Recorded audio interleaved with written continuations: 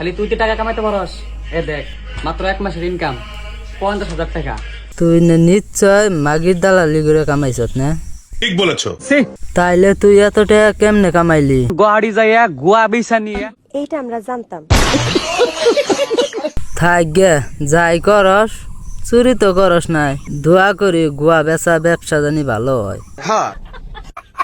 আমি বলে 3 মাসের প্রেগনেন্ট।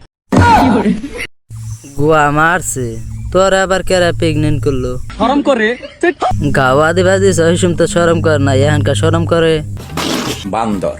ক হালমা রোস্টার। এইটা আমরা জানতাম। তোর আর সরম হইল না রে। সালামের গাওয়া খাইয়া রে তুই প্রেগনেন্ট, তারপরেও তুই সালমা সালমা কর। শালা থাফানি জানো কার।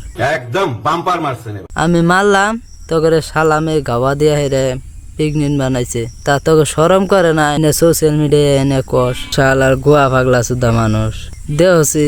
সালামে না এনে 2-1টা গাওয়া দিয়া প্রেগনেন্ট বানাইছে, তাই এনে মানুষের সামনে কহারে সোশ্যাল মিডিয়া এনে কি তালে কইতাছে। থাত